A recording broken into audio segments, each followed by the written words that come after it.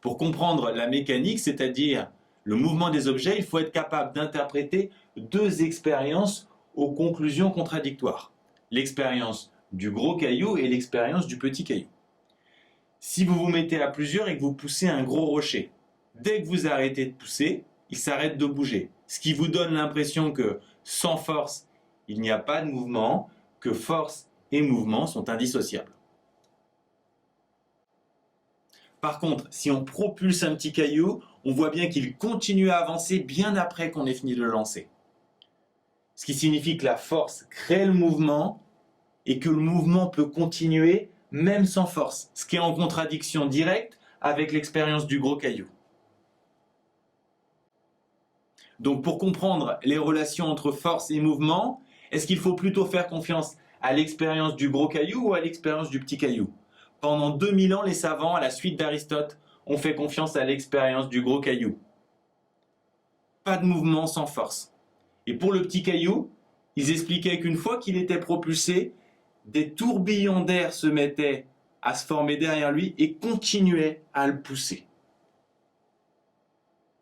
Newton n'était pas d'accord.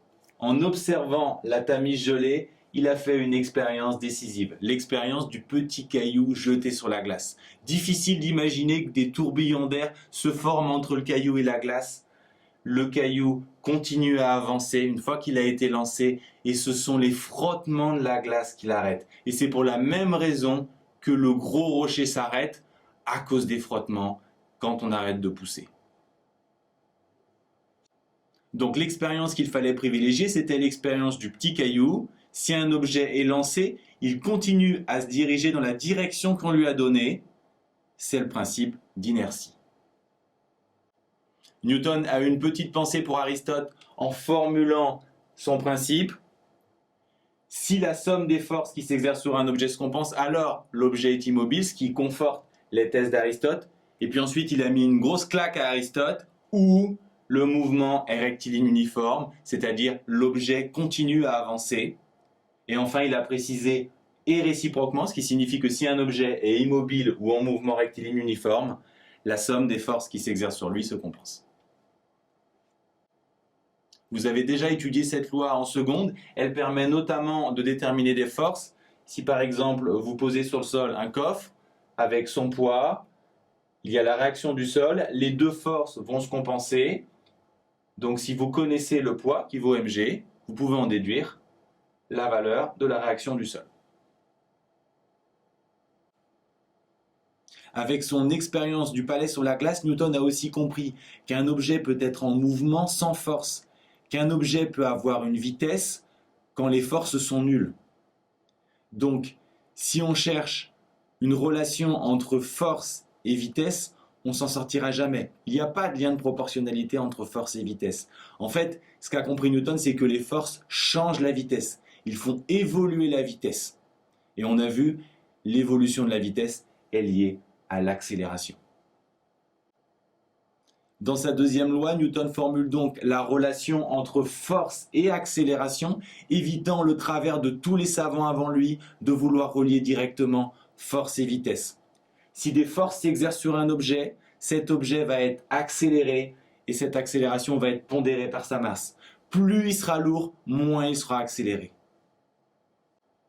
Cet effet de la masse est très intuitif. Si par exemple vous poussez une poussette avec une force de 15 newtons, vous allez facilement l'accélérer. Par contre, si avec cette même force vous essayez de pousser un char de 50 tonnes, l'accélération sera beaucoup plus faible. En fait, elle sera nulle à cause des frottements. Enfin, notez que cette loi peut aussi s'écrire de cette façon. Cette écriture est la plus simple à comprendre, mais celle-ci est la plus souvent utilisée. Dans les exercices, cette loi va vous permettre, à partir des forces, de trouver l'accélération et à partir de l'accélération, de déterminer la trajectoire. En pratique, pour l'utiliser, vous allez toujours préciser l'objet étudié, le référentiel, un repère. Vous allez ensuite faire le bilan des forces et uniquement après toutes ces étapes préliminaires, utiliser la deuxième loi. À partir des forces, vous allez avoir l'accélération. Et avec les formules qu'on a vues dans le chapitre précédent, Avec l'accélération, vous allez avoir la vitesse, et avec la vitesse, la position. La troisième loi de Newton, on l'a tous expérimenté quand on était petit. Quand on se cogne contre une table, la table se venge. Action égale réaction, ça s'écrit aussi en physique. La force de B sur A est opposée à la force de A sur B.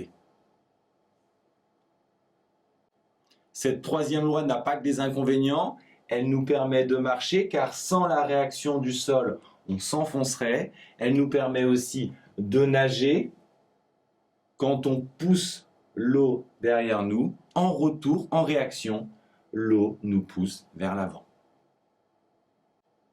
La troisième loi, on attend seulement de vous que vous la reconnaissiez en situation. La première, vous devez la connaître et la comprendre. Elle sert principalement à déterminer des forces, mais celle qui sert le plus en terminale, c'est la deuxième loi.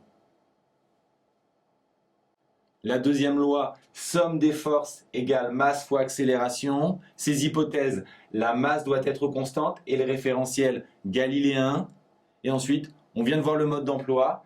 Avec les forces, on va trouver l'accélération. Avec l'accélération, on va trouver la vitesse et la position en fonction du temps. Ce sont les équations horaires et on va voir tout de suite comment les obtenir dans la vidéo suivante.